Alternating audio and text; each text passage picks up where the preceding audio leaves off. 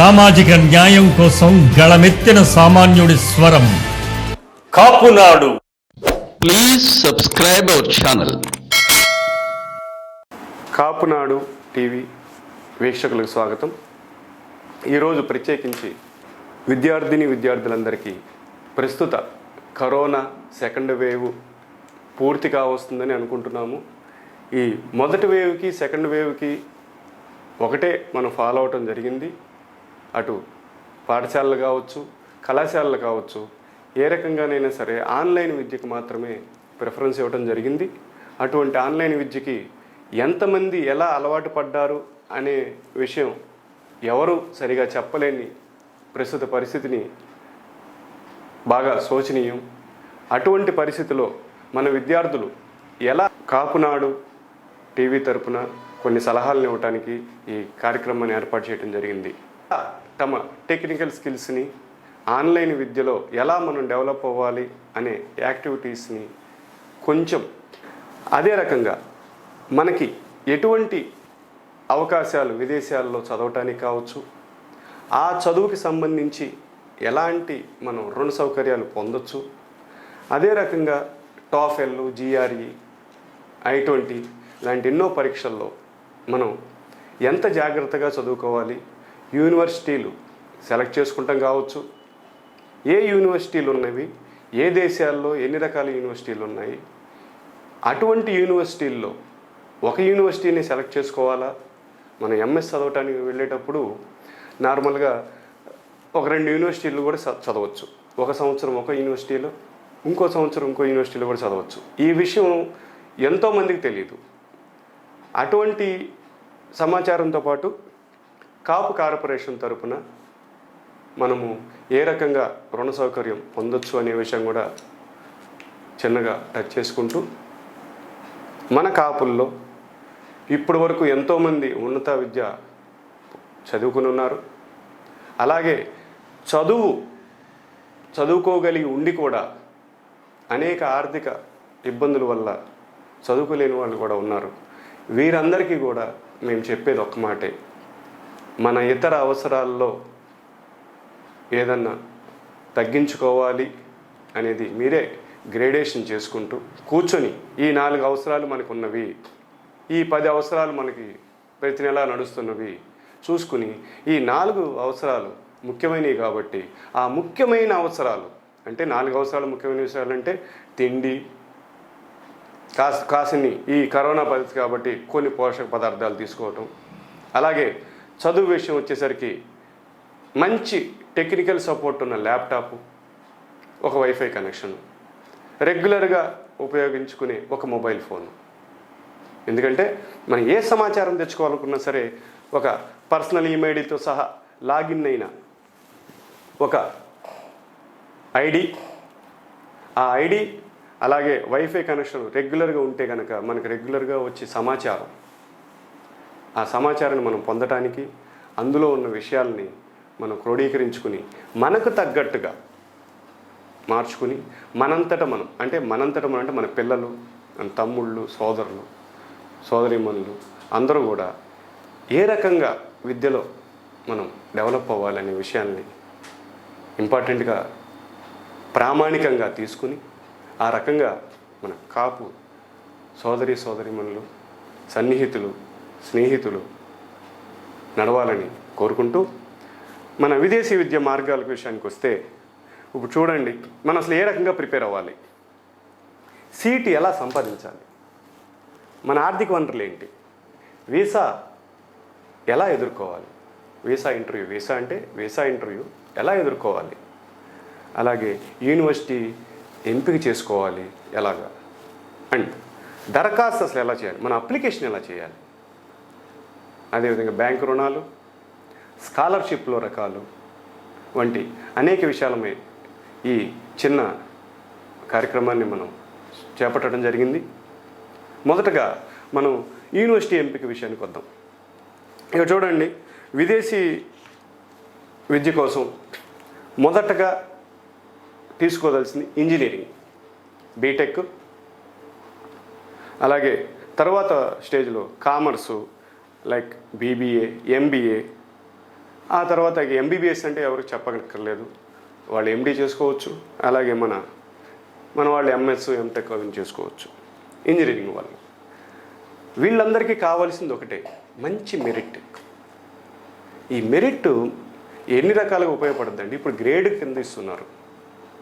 ఆ గ్రేడ్ మనకి out of 10 కనీసంగా 70% ఉండాలి. అంటే 7 పాయింట్లు, 7 జీపీఏ పాయింట్లు ఉంటే అది అన్ని రకాలుగా ఉపయోగపడుతుంది.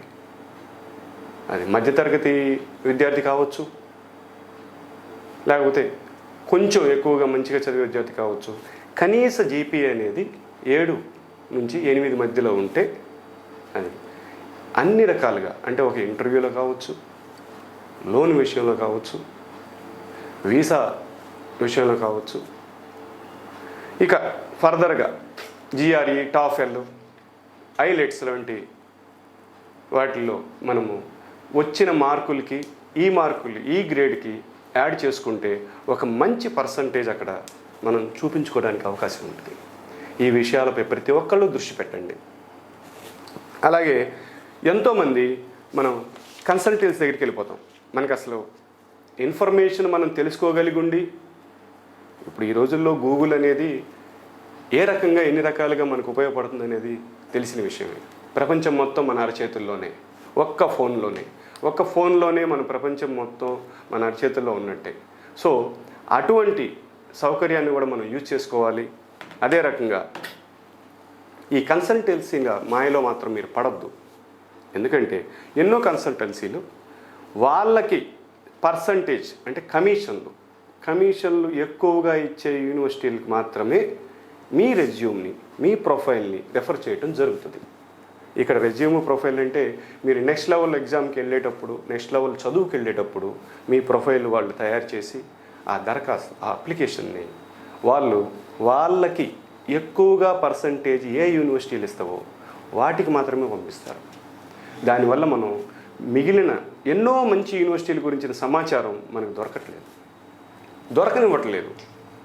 అది తప్పు కాకపోవచ్చు, కానీ వాళ్ళ బిజినెస్ యాక్టివిటీ అది. అటువంటి విషయాల్లో కూడా మనం కొంచెం కేర్ఫుల్గా ఉండి జాగ్రత్తగా కన్సల్టెన్సీలతో పాటు విడిగా మనం సమాచారాన్ని పొందేలాగా మీకు మీరు ప్రిపేర్ అవ్వండి, చదవండి. ప్రతిరోజు మీకు ఇంగ్లీష్ నాలెడ్జ్ పెంచుకుంటానికి హిందూ పేపర్ చదవండి. అతి సులభమైన పద్ధతిలో ఇంగ్లీష్ని నేర్చుకోగలిగే ఒకే ఒక సాధనం హిందూ పేపర్. అది చదవండి. ప్రతిరోజు 2-3 ఆర్టికల్స్ చదవండి. ఆ ఆర్టికల్లో మీకు తెలిసిన సబ్జెక్టు, సపోజ్ మనం విజయవాడలో ఉన్నాం, విజయవాడ లోకల్గా ఉన్న న్యూస్ చదవండి. మనకి సమస్యలు మనకీ తెలుసు. అటువంటి సమస్యల్లో ఇంగ్లీషు వర్డింగ్ ఏ రకంగా ఉపయోగించి వాళ్ళ సమస్యని రాశారు, ప్రొనౌన్సియేషన్ ఎలా ఉంది చదవండి. చదివితే మీకు తెలిసిన విషయాన్ని, లోకల్ సమస్యలే మీకు తెలిసిన విషయాన్ని ఇంగ్లీష్లో చెప్పటం, మీరు తర్వాత చదివిన తర్వాత పేపర్ మూసేసి కళ్ళు మూసుకొని మీరు చెప్పగలగాలి. అది ఇంగ్లీష్ నేర్చుకునే ఒక అద్భుతమైన టెక్నిక్. దయచేసి మన విద్యార్థులందరూ కూడా ఆ పద్ధతిని ఫాలో అవ్వాలని కోరుకుంటున్నాం. అలాగే వీళ్ళల్లో కన్సల్టెన్సీలకి ఇచ్చిన ప్యాకేజ్ ఏదో వాళ్ళకి నచ్చిన యూనివర్సిటీలకి ఇవ్వటం ఇవన్నీ జరుగుతుంది. కాబట్టి ఈ విషయాల్లో మనం క్లియర్గా, అందులో మెయిన్ ఏంటంటే ఇక్కడ మనం మెన్షన్ చేస్తున్నాం, ఎస్ఓపి అండ్ దరఖాస్తులు అన్ని కన్సల్టెన్సీ చేస్తాయి. కాబట్టి అసలు ప్రతిభ మిగిలిన ఏ యూనివర్సిటీకి తెలియనివ్వదు ఈ కన్సల్టెన్సీలు. కాబట్టి ఆ విషయంలో మీరు కొంచెం జాగ్రత్తగా ఉండండి. అసలు మనం ఎలా ప్రిపేర్ అవ్వాలి? మనకి బీటెక్ పూర్తయిపోయింది, సిఎస్ఈను, సిఈను ఏవో చదివేసాం. అర్జెంటుగా మనం వెళ్ళిపోవాలి, విదేశాలకు వెళ్ళాలి, నెక్స్ట్ లెవెల్ చదువుకోవాలి. అందు గురించే చెప్తున్నారు. నేను ఇందాక కూడా మీకు మెన్షన్ చేశాను, 7 to 8 అన్నాను. కానీ కొన్ని సందర్భాల్లో అది 8.5 అనేది చాలా ఇంపార్టెంట్ గ్రేడ్.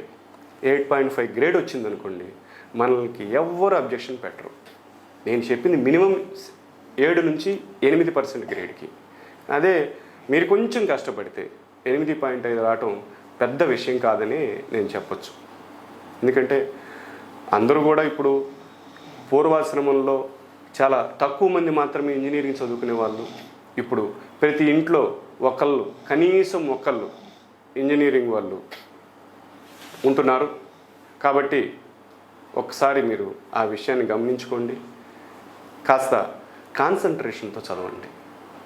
ఎలా చదవాలి అనేది తర్వాత ఈ కంటిన్యూషన్ మీకు కొంచెం మళ్ళీ చెప్తాను. కొంచెం కాన్సన్ట్రేషన్ ఎలా పెంచుకోవాలనేది మనం సబ్జెక్టులకు వెళ్ళే ముందు చిన్న ఇది ఏం చెప్తున్నా అంటే, మీరు లెగిసే టైమింగ్, అంటే నిద్ర లేచే టైమింగ్ ప్రతిరోజు ఉదయం టైమింగ్ మార్చుకోండి. 6 7 లెగవటం కాదు. ఎవరు చెప్పినా, ఏ పెద్దలు చెప్పినా బ్రహ్మి ముహూర్తం అనేది ఒకటి ఉంటుంది. అంటే 3:30 నుంచి 5:30. ఆ టైంలో మీరు చదివిన ప్రతి అక్షరం మీకు గుర్తుంటుంది. ప్రాక్టీస్ చేయండి. ఒకసారి లెగవండి, 4 లెగవండి, లేదా 4:30కి లెగవండి. ఒక అరగంట కాన్సన్ట్రేటెడ్గా కూర్చుని మీరు ఏ విధమైన యోగాలు ఏమీ చేయాల్సిన అవసరం లేదు. ప్రశాంతంగా కూర్చొని మీ మైండ్లో మీకు ఇష్టమైన మనుషులను, దైవాలను తలుచుకుని అలా చక్కగా ఇలా కూర్చొని కాన్సన్ట్రేటెడ్గా కళ్ళు మూసుకొని ఒక అరగంట, అంటే మీ మైండ్లో ఎవరిని తలుచుకున్నారో కాసేపటికి వాళ్ళ బొమ్మ మీ కళ్ళ ముందు సాక్షాత్కరించాలి. అది కాన్సన్ట్రేషన్ అంటే. అటువంటి కాన్సన్ట్రేషన్ ఒక్క అర్ధగంట, అంటే ప్రతి ఒక్కళ్ళకి ఒకే రోజు రాదండి. 1 రోజు, 2 రోజులు, 3 రోజులు తర్వాత ఆటోమేటిక్గా ఆ కాన్సన్ట్రేషన్ కుదురుతుంది. ఆ టైంలో దాని తర్వాత కూర్చొని మీరు చదువుకోవాల్సిన ఇంపార్టెంట్ బుక్స్ ముందు పెట్టుకోండి, చదవండి. ప్రతిదీ మీ మైండ్లో ఉంటుంది. ఎంత తక్కువ స్థాయి అంటే బిలో యావరేజ్ స్టూడెంట్ కూడా ఇటువంటి కొన్ని చిన్న టిప్స్ ఫాలో అయితే మీరు ఈజీగా తమ పర్సంటేజ్ పెంచుకోవచ్చు, విజ్ఞానాన్ని పెంచుకోవచ్చు. ఇందాక చెప్పాను ఇంగ్లీష్ నాలెడ్జ్ ఎలాగా మనం చేసుకోవచ్చు అనేది, కొంచెం కాన్సన్ట్రేషన్ ఎలా పెంచుకోవచ్చు అనేది. అలాగే నెక్స్ట్ ఇక విషయానికి వస్తే, మనం ఏ కోర్సు ఎలా ఎంపిక చేసుకుంటాం. సపోజు అసలు ఏ దేశంలో, ఏ యూనివర్సిటీలో ఎక్కడెక్కడ ఏ కోర్సులు అవైలబుల్గా ఉన్నాయి అవి ఒక లిస్ట్ అవుట్ చేసుకోండి. లిస్టు రాసుకోండి. ఏ దేశంలో ఎన్ని యూనివర్సిటీలు ఉన్నాయి, ఆ యూనివర్సిటీల్లో ఏ కోర్సులు అవైలబిలిటీగా ఉన్నాయి, ఏ కోర్సులు అంటే మనకి సూటబుల్గా ఉండే కోర్సులు ఏమేమి ఉన్నాయి అవి సెలెక్ట్ చేసుకోండి. అలాగే వాళ్ళు కూడా ఈ 8.5% అడుగుతున్నారా, 8% అడుగుతున్నారా, లేదా ఇంకా ఎక్కువ అడుగుతున్నారా, లేదా 7% కూడా అడుగుతున్నారా, ఇటువంటివన్నీ కూడా మీరు ఒక పేపర్ పెట్టుకొని ఇదిగోండి ఈ యూనివర్సిటీలో, జర్మనీలో ఈ యూనివర్సిటీ ఉంది, ఇంత పర్సెంటేజ్ అడుగుతుంది, ఈ సబ్జెక్ట్స్ అవైలబుల్గా ఉన్నాయి, ఈ కోర్సులు అవైలబుల్గా ఉన్నాయి. అలాగే అమెరికా, నెదర్లాండ్స్, ఆస్ట్రేలియా, ఇట్లా దేశం పరంగా చూసుకోవాలి. కాబట్టి అలా లిస్ట్ అవుట్ చేసుకుంటే మనకు ఒక ఆలోచన వస్తుంది. 10 యూనివర్సిటీలు ఉన్నాయి, 10 యూనివర్సిటీలు యావరేజ్గా ఈ గ్రేడ్ అడుగుతున్నవి, మనకి ఎంత వచ్చింది, 8% వచ్చింది. రైట్, 8%తో మనం ఏం చేస్తున్నాం, ఏ యూనివర్సిటీ మనకి ఎలిజిబిలిటీగా ఉంది, ఏ సబ్జెక్ట్లో ఎలిజిబిలిటీ ఉంది చూసుకొని లిస్ట్ చేసుకుంటే, షార్ట్ లిస్ట్ చేసుకుంటే మనం అక్కడ ఒక ఐడియా ఉంటుంది మనకి. అదొక పార్ట్ అయిపోయింది. ఫస్ట్ ఇంగ్లీష్ నాలెడ్జ్ గురించి అనుకున్నాం, కాన్సన్ట్రేషన్ గురించి అనుకున్నాం. అలాగే ఇప్పుడు సెగ్రిగేషన్ ఆఫ్ ది యూనివర్సిటీ, ఆ యూనివర్సిటీల గురించి చేసుకున్నాం. చాలా 3 ఇంపార్టెంట్ పాయింట్స్. నెక్స్ట్ మనం అసలు ఏ పరీక్షలు రాయాలి, వీటికన్నిటికీ యూనివర్సిటీలు ఇవన్నీ సెలెక్ట్ చేసుకున్నాం కాదంటలేదు. ఏ యూనివర్సిటీ సపోజ్ ఏ పరీక్షలు రాస్తే అందులో ఉన్న గ్రేడ్కి ఎలిజిబిలిటీగా తీసుకుంటుంది చూసుకోండి. అసలు ఏ దేశంలో చదవాలన్నా ఫస్ట్ రాయాల్సింది టోఫెల్, తర్వాత ఐలెట్స్, తర్వాత యూరోపియన్ యూనివర్సిటీలకు వస్తే GRE అడుగుతున్నారు. కానీ ఈ 3 ఏ యూనివర్సిటీలు, ఏ దేశానికైనా సరే మనం ఈ 3 అటెండ్ చేసి ఉంచగలిగితే కనుక మనకి చాలా అద్భుతమైన సపోర్ట్ దొరికినట్టే. కొన్ని బిజినెస్ అండ్ కామర్స్ కోర్సుల గురించి చూసుకుంటే కనుక మనకి GMAT రాసుకోవచ్చు. ఆ GMAT రాసుకోవటం వల్ల ఏమవుతుందంటే ఆ కామర్స్ కోర్సుల్లో ఎంట్రీ చాలా సులభంగా జరుగుతుంది. ఇప్పట్లో ఇంజనీరింగ్తో పాటు ఈ కామర్స్ కోర్సులు ఎంత అద్భుతమైన ఫ్యూచర్ కలిగి ఉన్నాయో వేరే ఏమని చెప్పక్కర్లేదు. CAలు చదివిన వాళ్ళు కావచ్చు, ఫారెన్ రిటర్న్స్ కావచ్చు, CSలు కావచ్చు, ఏదైనా సరే వీళ్ళందరూ కూడా అద్భుతమైన విజయాలు సాధించిన వాళ్ళు ఉన్నారు. కాబట్టి ప్రతి చదువుకి, ప్రతి డిగ్రీకి ప్రామాణికం అనేది నెక్స్ట్ లెవెల్ ఆఫ్ ఎడ్యుకేషన్. అటువంటి ఎడ్యుకేషన్ విషయంలో మనం అనుక్షణం చాలా జాగరూకతతో ఉండాలి. అలాగే అసలు ఈ పరీక్షలు రాయటానికి మనం కోచింగ్కి వెళ్ళాలా? యాక్చువల్గా వెళ్ళక్కర్లేదు. మన ఇంట్లోనే మన ఇంజనీరింగ్ సబ్జెక్టే మనం రాసేది అక్కడ, వేరే ఏం లేదండి, వేరే కొత్తగా ఏం రావు. జనరల్ నాలెడ్జ్ కొంత ఉంటుంది. దాంతోపాటు ఈ జిఆర్ఈ ప్రిపరేషన్ అదొక 3-4 నెలలు పడుతుంది, తీసుకోండి. అలాగే టోఫెల్కి ఓ 10 days కోచింగ్. అలాగే మీకు ఏ యూనివర్సిటీలో అయినా సరే రావాలంటే, సీట్ రావాలంటే జిఆర్ఈలో 340 మార్కులు ఎగ్జామ్ రాస్తే కనీసం 325 రావాలి. కనీసం 325 రావాలి. 325 నుంచి 330, 335 ఈ టైప్ ఆఫ్ మార్కులు రావటం అనేది చాలా ఇంపార్టెంట్. వాటి మీద మీరు కాన్సన్ట్రేట్ చేయండి. మీరు జిఆర్ఈకి ప్రిపరేషన్కి మాత్రం తక్కువలో తక్కువగా 3 నెలల ప్రిపరేషను ఇంటి దగ్గరే చేసుకోవచ్చు. కోచింగ్కి వెళ్ళాల్సిన అవసరం లేదు. మెటీరియల్స్ దొరుకుతున్నాయి. ఫ్రెండ్స్ ఆల్రెడీ రాసిన వాళ్ళు హెల్ప్ చేస్తారు, తెలిసిన ప్రొఫెసర్లు హెల్ప్ చేస్తారు. ఈజీగా మీరు ఇంటి దగ్గరే చేసుకోవచ్చు. దానికి పెద్దగా మీరు ఖర్చు పెట్టుకోవాల్సిన అవసరం కూడా లేదు. ఇందాక చెప్పాను, ఏది ఖర్చు మనకు అనవసరమో అది పక్కన పెట్టేసేయండి. ఆ ఖర్చుని మనకు అవసరమైన వాటి మీదకి కొంచెం పెంచుకోండి. సపోజ్ మన దగ్గర ల్యాప్టాప్ చాలా ఓల్డ్ మోడల్ ఉంది, ఆ ల్యాప్టాప్ని అప్గ్రేడ్ చేసుకుందాం, నెక్స్ట్ ర్యామ్కి అప్డేట్ చేసుకుందాం అని దాని మీద ఇంకో 1000 రూపాయలు ఖర్చు పెడితే మంచి ల్యాప్టాప్ దొరుకుతుంది, లేకపోతే 5000 ఖర్చు పెడితే ఇంకొంచెం మంచి ల్యాప్టాప్ దొరుకుతున్నప్పుడు మీరు మిగతా విషయాల్లో మిగతా అవసరాలని కట్ చేసి అటువంటి వాటి మీద కాన్సన్ట్రేట్ చేయండి. ఎందుకనంటే మరి ఆగస్టు నుంచో సెప్టెంబర్ నుంచో మనకి కాలేజీలు ఓపెన్ అయ్యే అవకాశం ఉందంటున్నారు. మరి ఆ తర్వాత ఈ కరోనా 3rd wave స్టార్ట్ అయిందని మళ్ళీ ఆపేయచ్చు.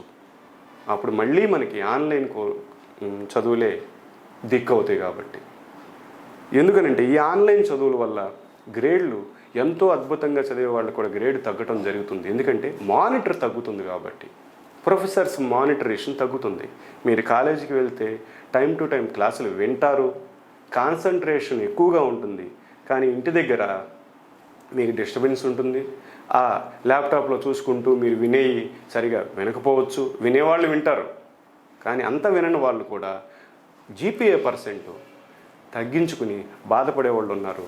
కాబట్టి ప్రస్తుతానికి అటువంటి ఇబ్బంది లేకుండా ప్రతి ఒక్కళ్ళు కూడా ఆన్లైన్ స్టడీస్ గురించి కాన్సన్ట్రేషన్ పెంచండి. ఒక ప్రత్యేకమైన ప్లేస్ ఇంట్లో ఏర్పాటు చేసుకోండి, కూర్చోండి, ఎవరో డిస్టర్బ్ చేయకుండా చూసుకోండి. ఒక బుక్ పెట్టుకోండి, పాయింట్స్ నోట్ చేసుకోండి.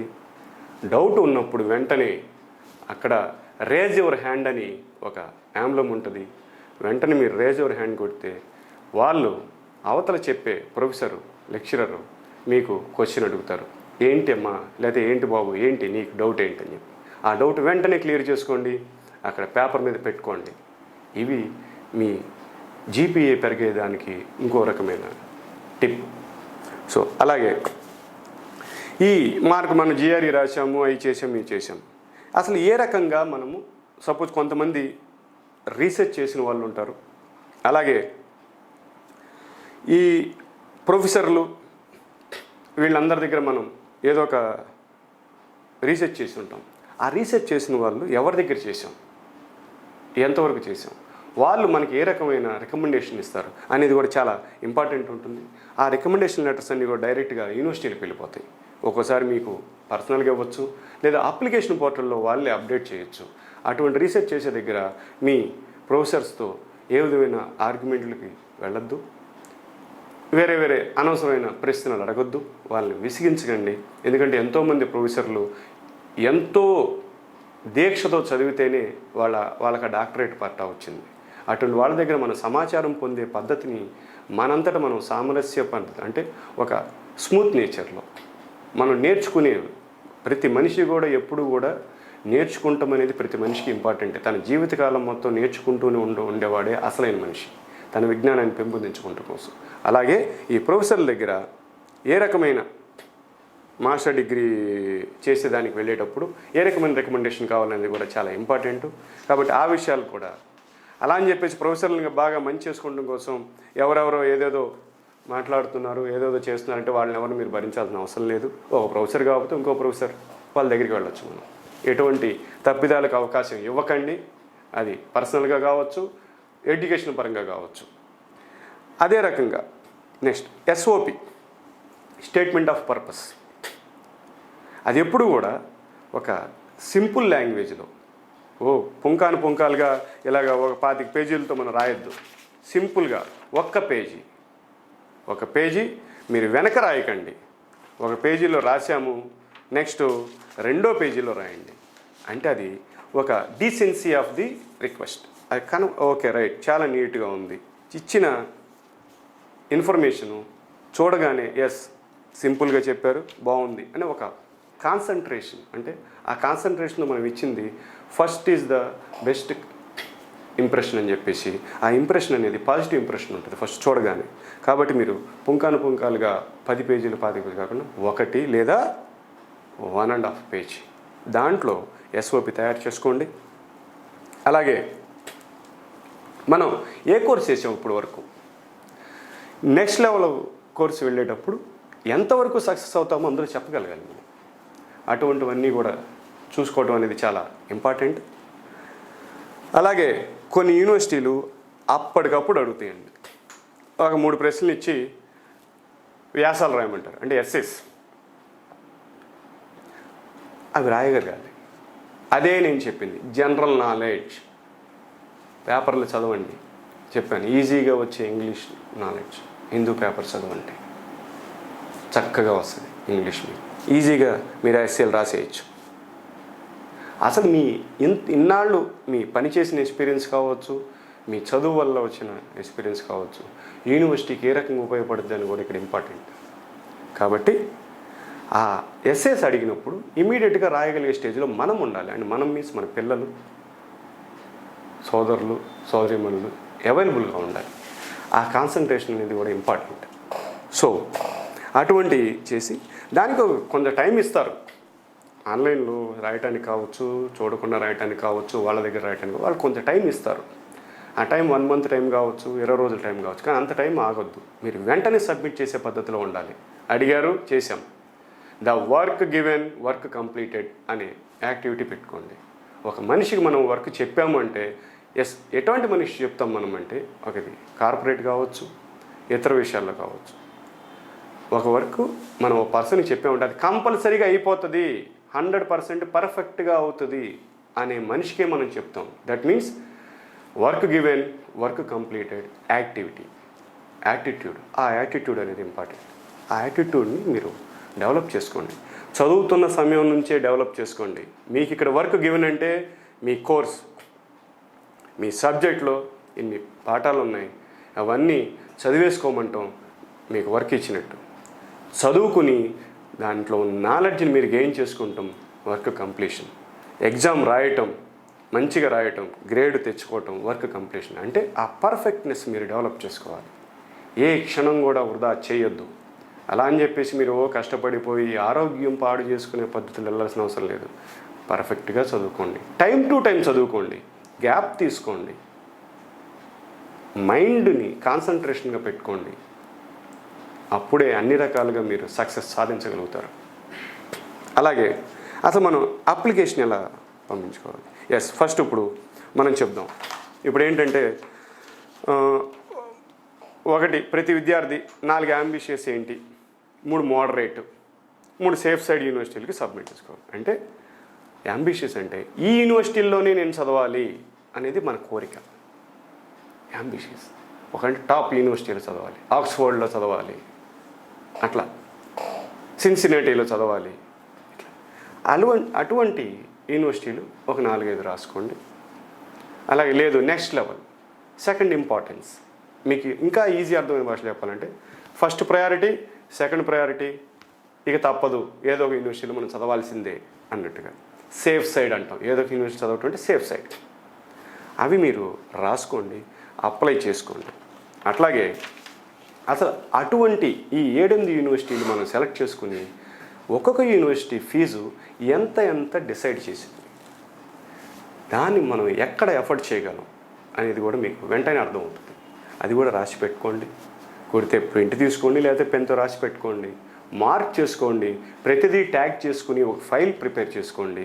ఎస్, యూనివర్సిటీ ఫీజు అనగానే ఒక చిన్న ట్యాగ్ స్లిప్ పెట్టుకోండి, ఈ చివర ఒక చిన్న స్లిప్ పెట్టుకోండి, ఫీజు డీటెయిల్స్, ఇంకో స్లిప్పు యూనివర్సిటీ డీటెయిల్స్, ఇంకో slip other education marks details, ఇవన్నీ పెట్టుకుంటే మీకు ఈజీగా మార్క్స్ డీటెయిల్ తీయగానే ఈ పేజ్ ఎట్లా వచ్చేస్తుంది మనకి పక్కకి. రైట్, మార్క్స్ ఇన్ని వచ్చినాయి మాకు ఇమీడియట్గా చెప్తాం. ఎందుకంటే అటువంటివి ఎప్పుడు కూడా మనకి ఉపయోగపడే అంశాలు. ఏది కూడా మనకు ఉపయోగపడిన అంశం అంటూ ఏది ఇక్కడ మనం ప్రస్తావించట్లేదు. ప్రతిదీ ఉపయోగపడే అంశమే మనం ప్రస్తావిస్తున్నాం. కాబట్టి ఆ రకంగా మీరు చేయండి. అలాగే I-20 వచ్చాక అంటాం. ఇక్కడ ఏమంటే అసలు ఫస్ట్ యూనివర్సిటీలు మనం చదువుకుంటానికి వెళ్తున్నాం, బాగానే ఉంది. ప్రతి యూనివర్సిటీకి సంబంధించిన దేశం, అమెరికా కావచ్చు, జర్మనీ కావచ్చు, ఆస్ట్రేలియా కావచ్చు, UK కావచ్చు, నెదర్లాండ్స్ కావచ్చు, ఏదైనా సరే వాళ్ళందరూ ఫస్ట్ ఆలోచించేది ఒకటే, ఇతను ఇండియా నుంచి వెళ్తున్నారు, మళ్ళీ చదువుకుని వెనక్కి వస్తాడా రాడా, ఇదే ఒక క్వశ్చన్ అడుగుతారు. ఒక విద్యార్థిని ఎవరైనా కావచ్చు, అమ్మాయి కావచ్చు, అబ్బాయి కావచ్చు, వెనక్కి వస్తారా రారా.